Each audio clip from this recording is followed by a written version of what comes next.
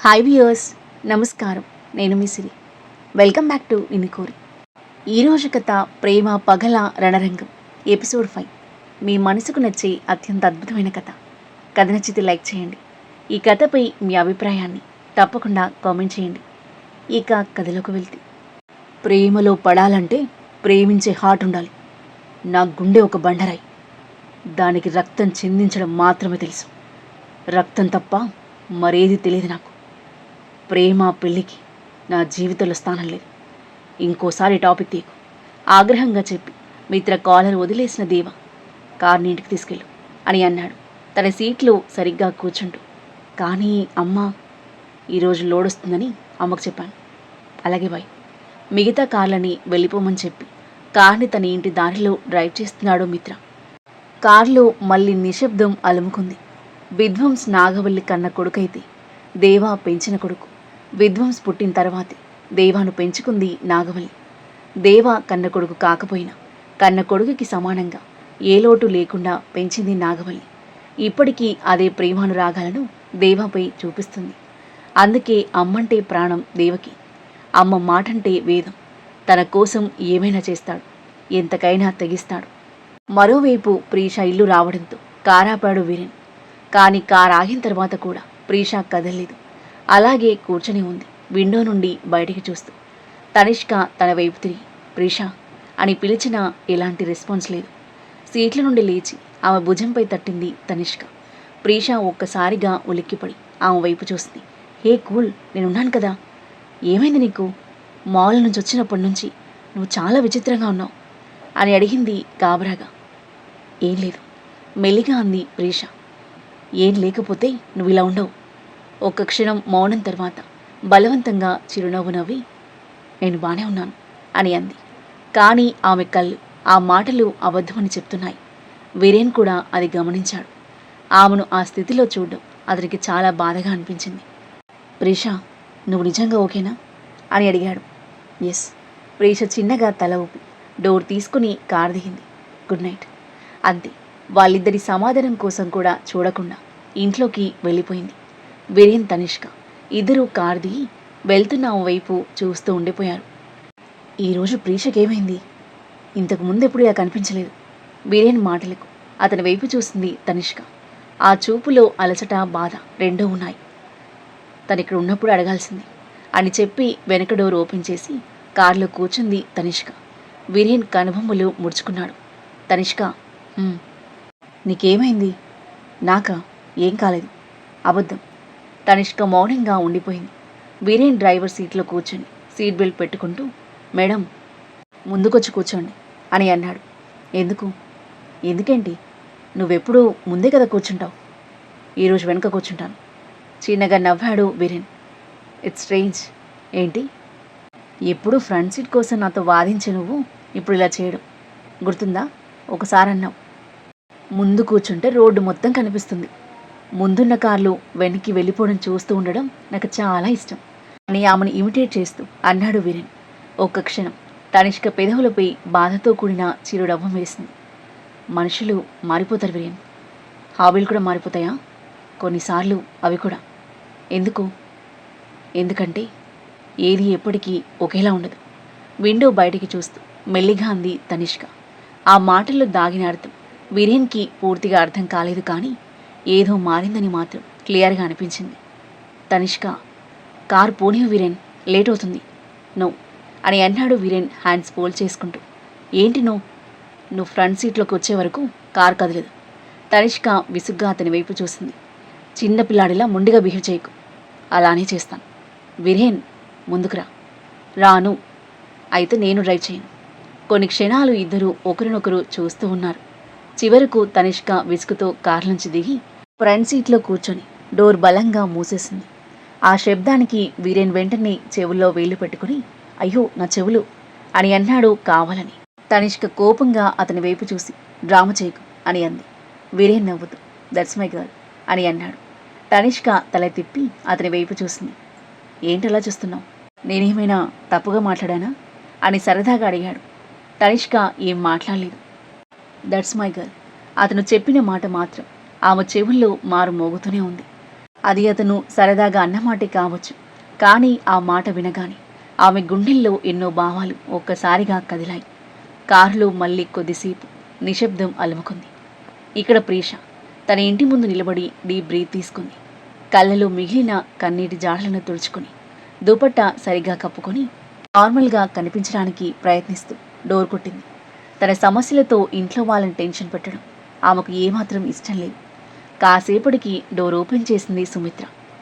ఇంత ఆలస్యమైందేంటమ్మా? ప్రీష బలవంతంగా చిరునవ్వు నవ్వి. తనిష్క షాపింగ్ కొంచెం లేట్ అయిందమ్మా.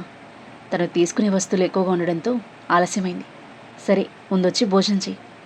నాకు ఆకలిగా లేదమ్మా అంది లోపలికి నడుస్తూ. ఎందుకు? తనిష్క బలవంతంగా చాలా తినిపించింది. ఇప్పుడేమీ తినలేను, కొంచెం తినమ్మా ప్లీజ్ అమ్మా, చాలా అలసిపోయాను అని చెప్పి ఆగకుండా తన గది వైపు వెళ్ళిపోయింది. సుమిత్ర చిన్నగా నిట్టూర్చి తన రూంలోకి వెళ్ళింది. ప్రీష తన రూమ్ డోర్ ఓపెన్ చేసేసరికి అన్వి నిద్రపోతూ కనిపించింది. సౌండ్ అవ్వకుండా తన బ్యాగ్ టేబుల్పై పెట్టి మిర్రర్ దగ్గరికి నడిచి తనని తాను చూసుకుంది. ఏడ్చి ఏడ్చి కళ్ళు ఉబ్బిపోయాయి, జుట్టు చెదిరిపోయింది, చేతులు ఇంకా స్వల్పంగా వణుకుతున్నాయి. ట్రయల్ రూమ్లో జరిగిన సంఘటన మళ్ళీ ఆమె మనసులో మెదిలింది. ఆ భయం, ఆ అసహాయత ఆ క్షణం గుర్తొచ్చినప్పుడల్లా ఆమె గుండె వేగంగా కొట్టుకుంటుంది. అలాంటి సిచ్యువేషన్ ఫేస్ చేయడం ఆమె లైఫ్లో ఇదే ఫస్ట్ టైం. అది గుర్తుకొచ్చి మళ్ళీ దుఃఖం పొంగుకొచ్చింది. వెంటనే వాష్రూంలోకి వెళ్ళి షవర్ ఆన్ చేసింది. చల్లటి నీరు ఆమె మీద పడుతుండగా గోడకు ఆనుకుని నిలబడి చేత్తో నోరు మూసుకొని సైలెంట్గా ఏడుస్తూ ఉంది. ఎంతసేపు గడిచిందో ఆమెకి తెలియదు. వాటర్ తాకిడికి ఆమె భుజాల చుట్టూ ఉన్న దుపట్టా జారి కింద పడగా దాన్ని తీసుకుంటున్న ప్రీషాకి మాల్ బయట జరిగిన సంఘటన గుర్తొచ్చింది. దేవా అతను తన వైపు నడుచుకుంటూ వచ్చినప్పుడు అతని చూపు తన కళ్ళపైనే నిలిచింది. ఆమె దుపట్టా తీసినప్పుడు కూడా అతను అసభ్యంగా చూడలేదు, తాకడానికి కూడా ప్రయత్నించలేదు. మర్యాదగా దాన్ని తన చుట్టూ కప్పి తను అందరిలో ఎంబారసింగ్గా ఫీల్ అవ్వకుండా సేవ్ చేశాడు. అది గుర్తుకు చేసుకుని కొన్ని క్షణాల పాటైనా తన బాధను మర్చిపోయింది ప్రీష. భారంగా నిట్టూర్పు విడిచి దుపట్టా తీసి హ్యాంగర్కి తగిలించి డ్రెస్ రిమూవ్ చేసి బాత్ చేస్తూ ఉంది. డ్రైవ్ చేస్తూ తనిష్క వైపు చూశాడు వీరేన్. విండోపై చేయి పెట్టుకుని ఆ చేయిపై తలానించి బయటికి చూస్తూ ఉంది. వీరేన్ దీర్ఘంగా నిట్టూర్చి, తనిష్క, జరిగిన విషయం గురించి నీతో కొంచెం మాట్లాడాలి అని అన్నాడు. ఏమీ మాట్లాడాల్సిన అవసరం లేదు. ఆమె సమాధానం ప్రశాంతంగానే ఉన్నా దానిలో దూరం స్పష్టంగా కనిపించింది. అవసరం ఉంది, ఐఎమ్ టెల్లింగ్ యూ సీరియస్లీ అని అన్నాడు. సీరియస్గా అంటున్న అతని వైపు చూసిన తనిష్క బయట కనిపిస్తున్న రోడ్డు తన ఇంటి వైపు వెళ్ళే దారి కాదని గమనించి విండో బయటికి చూసి మళ్ళీ వీరేన్ వైపు తిరిగింది. మనం ఎక్కడికి వెళ్తున్నాం? ఇది మా ఇంటికి వెళ్ళే దారి కాదు. నాకు తెలుసు. అంటే? మనం వెళ్లాల్సిన చోటుకి వెళ్తున్నాం. తనిష్క అయోమయంగా చూసింది. వీరేన్, క్లియర్గా చెప్పు. కొంచెం ఓపిక పట్టు తనిష్క, నీకే తెలుస్తుంది అని చెప్పి మళ్ళీ రోడ్డుపై దృష్టి పెట్టాడు వీరేన్. కారు వేగంగా ముందుకు దూసుకుపోతుంది. తనిష్క అతని మొహంలోకి పరికించి చూసింది. ఏదో నిర్ణయం తీసుకున్నవాడిలా కనిపిస్తున్నాడు. అది చూసి ఆమె మనసులో తెలియని ఆందోళన మొదలైంది. అతని చూస్తూనే ఆమె మనసు గతంలోకి వెళ్ళిపోయింది. మొదటిసారి అతని చూసిన రోజు ఇప్పటికీ ఆమెకు స్పష్టంగా గుర్తుంది. ఆఫీస్కి సంబంధించిన ఒక new project launch party. White shirt, blue colour సూట్లు. చాలా హుందాగా కనిపించాడు. కానీ తనిష్కని ఆకట్టుకున్నది అతని రూపం కాదు, అతని ప్రవర్తన. అందరితో చిరునవ్వుతో పొలైట్గా మాట్లాడడం, ప్రతి ఒక్కరిని రెస్పెక్ట్తో చూడడం, అవసరమైనప్పుడు హెల్ప్ చేయడం, ఎప్పుడు యాక్టివ్గా జోవియల్గా ఉండడం. ఆ లక్షణాలే ఆమెను అతని వైపు లాగాయి. ఆ తర్వాత ఇద్దరూ కలిసి వర్క్ చేసే సిచ్యువేషన్స్ పెరిగాయి. తనిష్క ఎంత అల్లరి చేసినా, చిన్న చిన్న మిస్టేక్స్ ఎన్ని చేసినా వీరేన్ ఎప్పుడూ చిరాకు పడేవాడు కాదు. ఇదిలా చేస్తే ఇంకా బాగుంటుంది అని ఓపికగా ప్రశాంతంగా ఎక్స్ప్లెయిన్ చేసేవాడు. ఆ పేషెన్స్, ఆ నవ్వు, ఆ శ్రద్ధ తనిష్క మనసులో క్రమంగా ప్రేమగా మారిపోయాయి. చివరికి ఒకరోజు ధైర్యం చేసి తన మనసులోని మాట అతనికి చెప్పింది. కానీ తను ఆశించిన సమాధానం రాలేదు. తనిష్క, నువ్వు నాకు చాలా మంచి ఫ్రెండ్వి. నిన్ను ప్రేమించలేను, ఎందుకంటే నా మనసులో ఇంకొకరున్నారు అని సౌమ్యంగా చెప్పాడు. ఆ ఇంకొకరు ప్రీష అని తెలుసుకున్న క్షణం తనిష్క ప్రపంచమే ఆగిపోయింది. ఆ రాత్రి ఆమె ఎంత ఏడ్చిందో తనకే తెలుసు. కానీ ప్రేమిస్తే ఫైట్ చేయాలి, ఓడిపోతానేమోన్న భయంతో ప్రేమను వదిలేయకూడదు అని తనకి తానే ధైర్యం చెప్పుకొని తన ఫీలింగ్స్ని దాచుకుని ఎప్పటిలా సరదాగా ఉండేది. ప్రీషా కూడా చాలాసార్లు తనిష్క గురించి వీరేన్ని అడిగేది. కానీ అతను ఎప్పుడూ నవ్వేసి విషయం మార్చేసేవాడు. అతను తనని ఎప్పుడో ఒకరోజు అర్థం చేసుకుంటాడని ఒక ఆశ ఉండేది తనిష్కకి. కానీ ఇప్పుడు ఆ ఆశ కూడా స్లోగా చచ్చిపోతుంది. స్పీడ్ బ్రేకర్తో కారు చిన్న కుదుపుకి లోనవడంతో ఆలోచనల నుండి బయటపడి వీరేన్ నుండి చూపు తిప్పుకొని విండో నుండి బయటికి చూస్తూ ఉంది. ప్రీషా బాత్ చేసి నైట్ డ్రెస్ వేసుకుని మళ్ళీ మిర్రర్ ముందు నిలబడింది. ఈసారి ఆమె కళ్ళల్లో కన్నీళ్లు లేవు, కోపం ఉంది. తన జీవితంలోకి బలవంతంగా ఎంటర్ అవ్వాలని ప్రయత్నించిన ఆ వ్యక్తిపై తీవ్ర ఆగ్రహంతో ఆమె మొహం ఎర్రబడింది. ఇది ఇక్కడితో ఆగదు అని తనలో తాను మెల్లిగా అనుకుంటూ బెడ్పై వాలిపోయింది.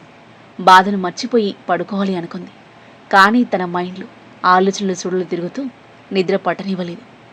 తిరుగుతున్న ఫ్యాన్ వైపు బ్లాంక్గా చూస్తూ ఉంది. వీరేన్ ఒక రెస్టారెంట్ ముందు కారాపగా విండో నుండి బయటికి చూసి, ఇక్కడెందుకు ఆపావు అని అడిగింది తనిష్క. వీరేన్ నవ్వాడు. ఏమైంది? నిన్ను కిడ్నాప్ చేస్తానని అనుకున్నావా? జోకులొద్దు. మనం ఇక్కడ ఎందుకున్నాం? జనరల్గా పీపుల్ ఇక్కడికి తినడానికి వస్తారు, కానీ నీ ప్లాన్ ఏంటో నాకు తెలియదు. నేను దిగను. మొహం తిప్పేసుకుంది తనిష్క. ఎందుకు? నాకు ఆకలేదు. కనుబొమ్మలు పైకెత్తాడు వీరేన్. తనిష్క, నువ్వు అబద్ధం చెప్తున్నప్పుడు నీ లెఫ్ట్ ఐబ్రో కాస్త పైకి లేస్తుందని నీకు తెలుసా? అలా ఏం లేదు. ఉంది. తనిష్క మౌనంగా ఉండిపోయింది. వీరేన్ చిన్నగా నిట్టూర్చి, నాకు మాత్రం చాలా ఆకలిగా ఉంది. తిరిగి తిరిగి చాలా టైర్డ్ అయ్యాను.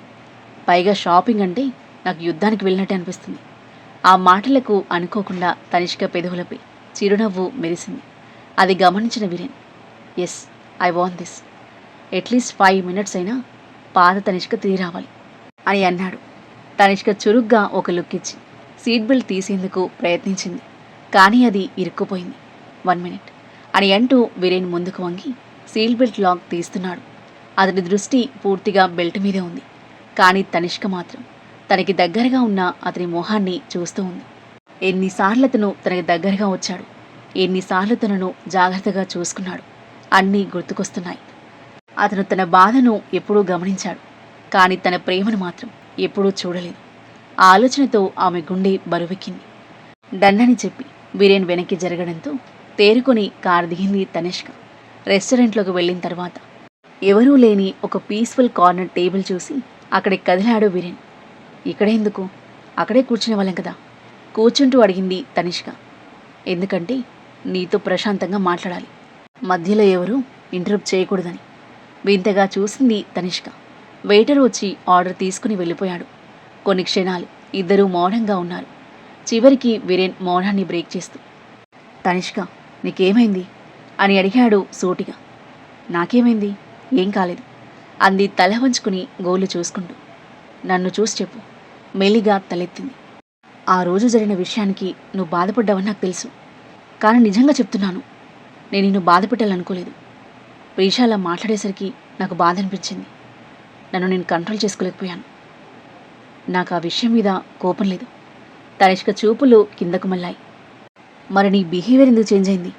ఇంతకు ముందులా నాతో ఎందుకు ఉండట్లేదు నువ్వు? నువ్వు ప్రీషాని ప్రేమిస్తున్నావు కదా? ఆమె గొంతు సన్నగా కంపించింది. అవును అని అన్నాడు వీరేన్. అందుకే నేను వెనక్కి తగ్గాను. వాట్? వీరేన్ ఆశ్చర్యంగా ఆమె వైపు చూశాడు. మీకు కొంచెం స్పేస్ ఇవ్వాలనుకున్నాను. అప్పుడు నువ్వు నీ ఫీలింగ్స్ని ప్రీషాకి సరిగ్గా ఎక్స్ప్రెస్ చేయగలవు అనుకున్నాను. టైం ఇస్తే ప్రీషా కూడా నీ మనసు అర్థం చేసుకుని నిన్ను యాక్సెప్ట్ చేస్తుంది అనుకున్నాను. తనిష్క చెప్తుంది, కానీ ఆమె నాలుక కళ్ళు ఆమెకు సహకరించడం లేదు. ఆమె గొంతు పూడుకుపోతున్నట్లు అనిపించింది. మాట్లాడడం కష్టంగా ఉంది.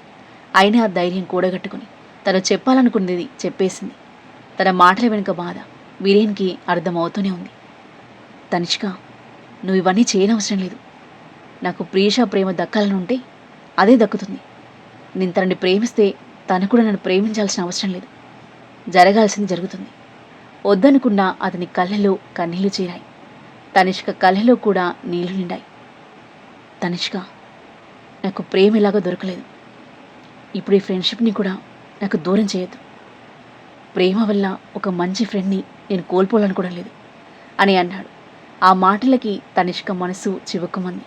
కళ్ళ నుండి కన్నీళ్లు జలజల రాలాయి. వెంటనే లేచి అతని హక్ చేసుకుంది. వీరేన్ కూడా ఆమెను తిరిగి హక్ చేసుకున్నాడు. ఆ క్షణంలో వాళ్ళిద్దరూ ప్రేమికులు కాదు, ఒకరినొకరు కోల్పోవాలనుకోని ఇద్దరు మంచి స్నేహితులు మాత్రమే. ఇద్దరు ఫ్రెండ్స్ ఒకరినొకరు ఓదారుస్తున్నారు. వారు కోరుకున్నది పొందలేకపోయారు, కానీ తమ స్నేహ బంధాన్ని కోల్పోవడానికి సిద్ధంగా లేరు. కాసేపటి తర్వాత ఇద్దరి మనసులు కాస్త తేలికపడ్డాయి. తనిష్క అతని వదిలి కన్నీళ్లు తుడుచుకుంటూ చైర్లో కూర్చుంది. వీరేన్ కూడా నార్మల్ అవుతూ డీప్ బ్రీత్ తీసుకున్నాడు. ఆర్డర్ ఇచ్చిన ఫుడ్ రాగా ఇద్దరూ మౌనంగా తింటూ ఉన్నారు. వీరేన్ ఏదో ఆలోచిస్తూ, తనిష్క, ఒక విషయం చెప్పనా అని అన్నాడు. చెప్పు. నీకోసం వేరొకరు వెతుకు, నీ లైఫ్ బెటర్ అవుతుంది. తనిష్క కళ్ళు చిన్నవి చేసి చూస్తూ, ఏమన్నావు అని అంది. నిజమే, నేను ప్రేమించే వ్యక్తి దొరికితే నీ లైఫ్ బ్యూటిఫుల్గా మారుతుంది. మరి నువ్వు అంది ఘాటు లుక్స్తూ. నేనేంటి, నీకోసం నువ్వెందుకు వెతకడం లేదు? వీరేన్ నవ్వాడు. ఇప్పుడు విషయం నా పైకి తిప్పకు. తనిష్క అసహనంగా చూస్తూ, ఇతరులకు సలహాలు ఇవ్వడం చాలా ఈజీ అని అంది. అవును, అందుకే ఇస్తున్నాను. ఆ మాటలకు కోపంతో లేచింది తనిష్క. వీరేన్ నవ్వుతూ ఆమె చేయి పట్టుకుని మళ్ళీ కూర్చోబెట్టాడు. కోపం తెచ్చుకోకుండా నేను చెప్పిన దాని గురించి ప్రశాంతమైన మనసుతో ఆలోచించు. నన్నిందులో లాగకు. నీ గురించి నువ్వు ఆలోచించుకో. వీరేన్, నీ లెక్చర్ ఆపు. సైలెంట్గా డిన్నర్ చెయ్యి. నాకు ఆకలిగా ఉంది. ఇందాక లేదు అన్నావు, ఇప్పుడుంది అంది తింటూ. కానీ ఒక విషయం మాత్రం నిజం అని అన్నాడు వీరేన్. ఏంటది? ప్రతి ప్రాబ్లంకి సొల్యూషన్ ఉంటుంది. ఇప్పుడు చూడు, నువ్వు నా మీద కోపంగా ఉన్నావు. నేను నీతో మాట్లాడకుండా నాలో నేను అసలు ప్రాబ్లం ఏమై ఉంటుందో, నేనేం చేసుంటానో, లేదా ఇంకేమైనా చేసుంటానో అని ఆలోచిస్తూ ఉంటే ఆన్సర్ దొరికేది కాదు. మన మధ్య దూరం తగ్గేది కాదు. కానీ మాట్లాడడం వల్ల ప్రతి ప్రాబ్లం సాల్వ్ అవుతుంది. తనిష్క ఒక క్షణం ఆలోచించి, ప్రతి ప్రాబ్లం కాదు అని అంది. కానీ చాలా ప్రాబ్లమ్స్. అది చూద్దాం. చూస్తాం. అవును, చూస్తాను అని అతను ఇమిటేట్ చేస్తూ చెప్పింది. ఆ తర్వాత ఇద్దరూ ప్రశాంతంగా డిన్నర్ కంప్లీట్ చేసి కార్లో బయలుదేరారు. చాలా రోజుల తర్వాత వాళ్ళిద్దరి మధ్య ఫ్రెండ్షిప్ మళ్ళీ ముందులా నార్మల్ స్టేట్కి రాగా ఇద్దరి మనసులు తేలికపడ్డాయి. తనిష్కని తన ఇంటి దగ్గర డ్రాప్ చేసి ఇంటికి వెళ్ళిపోయాడు వీరేన్ ప్రశాంతమైన మనసుతో. మరుసటి రోజు రాత్రి 9 గంటలు విధ్వంస్ బెడ్ దగ్గర చైర్లో కూర్చొని చేతిలో వైన్ బాటిల్ పట్టుకొని తాగుతూ ఉన్నాడు. మధ్యాహ్నం నుండి తన రూమ్లోనే బందీగా మారిపోయాడు. అతను బయటికి రాలేదు. ఎవరిని లోపలికి అలో చేయలేదు.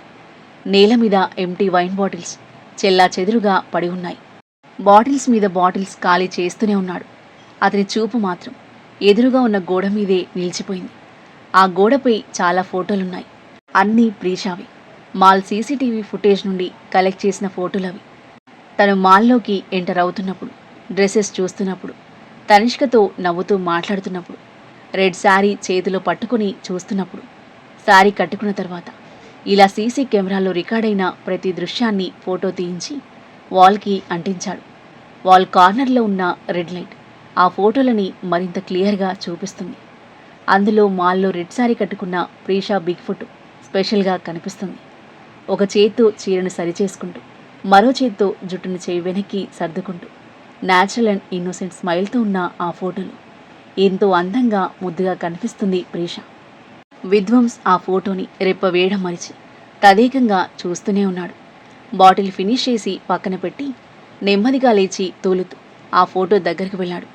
ఈ క్షణంలో అతని కళ్ళలో ప్రేమ లేదు, ఆరాధన లేదు, ప్రమాదకరమైన వ్యామోహం మాత్రమే ఉంది. వణుకుతున్న చేత్తో ఆమె ఫోటోని తడుముతూ కళ్ళు మూసుకున్నాడు. ప్రీషా తన ఎదురుగా నిలబడి ఉన్నట్లు ఊహించుకుంటూ ఆమెను టచ్ చేస్తున్నట్లుగా ఫీల్ అవుతున్నాడు. నెమ్మదిగా అతని వేళ్ళు ఫోటోపై కదులుతూ ఆగిపోయాయి. అతని పెదవులపై ఒక వింతైన నవ్వు చేరింది. కళ్ళు తెరిచి గోడకు ఆనుకుని నిలబడి ఫోటో వైపు చూస్తున్నాడు.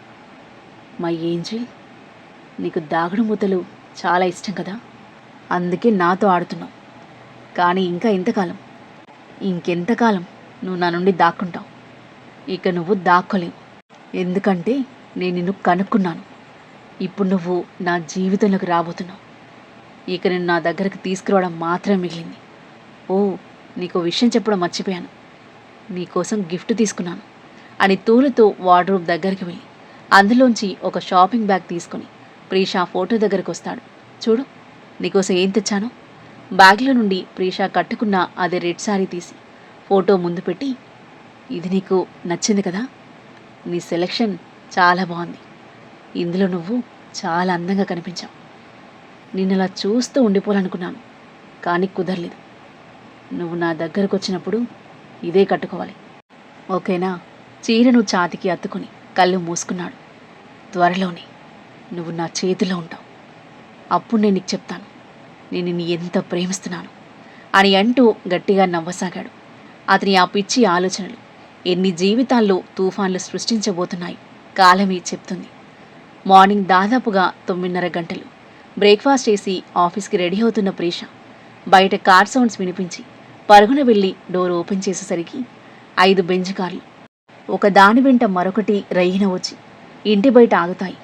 అందులో నుండి దిగిన వాళ్ళని చూసి ఒక్కసారిగా షాక్ అవుతుంది ప్రీష. ఆ తరువాత ఏం జరగబోతుంది, ఆ కార్లలో నుండి దిగింది ఎవరు, ఎందుకొచ్చారు, వాళ్ళు ఎందుకొచ్చారో తెలిసి ప్రీష తన ఫ్యామిలీ ఎలా రియాక్ట్ అవుతారు, ప్రీషాని దక్కించుకోవడానికి విధ్వంస్ ఏం చేయబోతున్నాడు, ప్రీష ఎవరి సొంతమవుతుంది, ప్రేమ ఎవరెవరి మధ్య చిగురిస్తుంది, పగ ఎవరెవరి మధ్య బగ్గుమంటుంది. అద్భుతమైన కథనంతో ఊహ కందని మలుపులతో ఎంతో ఆసక్తికరంగా సాగే ఈ కథ యొక్క నెక్స్ట్ ఎపిసోడ్ కోసం మన నెక్స్ట్ వీడియో చూడండి. కథ నచ్చితే లైక్ చేయండి. ఈ కథపై మీ అభిప్రాయాన్ని తప్పకుండా కామెంట్ చేయండి. మరిన్ని ఇలాంటి ఇంట్రెస్టింగ్ స్టోరీస్ కోసం మన ఛానల్ని సబ్స్క్రైబ్ చేయండి. Thank you for listening.